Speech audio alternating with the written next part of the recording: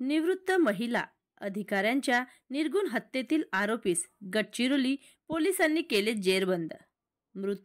निवृत्त महिला अधिकारी कल्पना केशव उंदीरवाडे वय 64 वर्ष राहणार नवेगाव यांच्या अनोळखी आरोपीचा शोध घेऊन त्यास अटक करणे हे गडचिरोली पोलिसांपुढे मोठे आव्हान होते।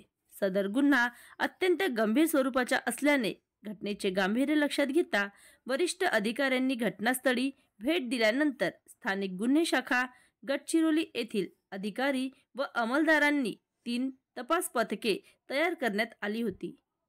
यानंतर तपास पथकांनी साक्षीदार तसेच इतर पुराव्यांच्या आरोपी नामे विशाल ईश्वर वाडके हा मृतक महिला कल्पना केशव उंदीरवाडे यांच्या घरात भाडेकरी म्हणून राहत होता। त्यांच्यावर असलेल्या कर्जामुळे व उसनवारीच्या पैशामुळे चोरी करण्याच्या उद्देशाने दिनांक 13 एप्रिल 2025 रोजी मृतक महिला घरमालक कल्पना उंदीरवाडे यांच्या घरामध्ये घुसला। त्यावेळी त्याने कल्पना उंदीरवाडे यांच्या डोक्यावर शस्त्राने वार करून खून केल्याचे व त्यानंतर त्यांच्या अंगावरील दागिने घेऊन तेथून पळून गेल्याचे तपासात निष्पन्न झाले। मात्र गडचिरोली पोलिसांनी तपासाची चक्रे फिरवून आज रोजी आरोपीस मोठ्या शिताफीने अटक केली आहे। दिनांक 22 एप्रिल रोजी पर्यंत पोलीस कस्टडी रिमांड मंजूर केलेली आहे। सदर गुन्ह्याचा पुढील तपास उपविभागीय पोलीस अधिकारी गडचिरोली करीत आहेत।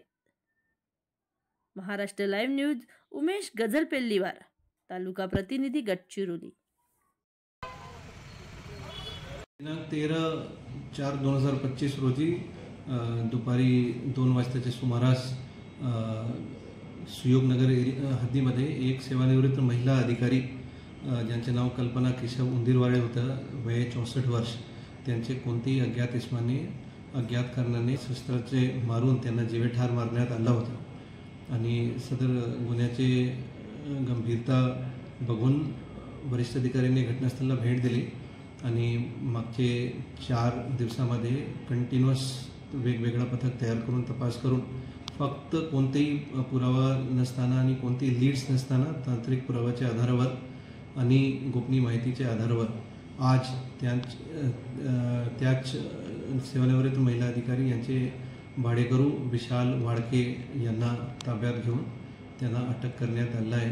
त्यांचे सखोल विचारपूसमध्ये त्यांनी गुन्हा केल्याचे निष्पन्न झालेला आहे आणि त्यांचेवर झालेला कर्जामुळे आणि उसनवारीचे पैसे परत करण्याचे उद्देशाने आणि चोरी करण्याच्या उद्देशाने त्यांनी ते सेवानिवृत्त महिला अधिकारी यांना जीवेठार मारले आणि त्यांचे शरीरावर असले 3 सोन्याचे दागिने चोरून नेले होते आणि तेच पैशाने त्यांनी त्यांचे कर्ज परतफेड करण्याचे प्रयत्न केले आणि अत्यंत चांगल्या पद्धतीने ते मागचे 4 दिवसामध्ये तपास करून गडचिरोली पोलीस दल, स्थानिक गुन्हे शाखा आणि गडचिरोली पोलीस स्टेशनचे अधिकारी आणि कर्मचारी यांना हे गुन्हा उघडकीस आणलेला आहे। आज आरोपीला कोर्टमध्ये पेश करून त्यांचे 5 दिवसाचे पोलीस कोठडी गडचिरोली पोलीसला भेटला आहे आणि या गुन्ह्याचे तपास पुढे गडचिरोली पोलीस करत आहे।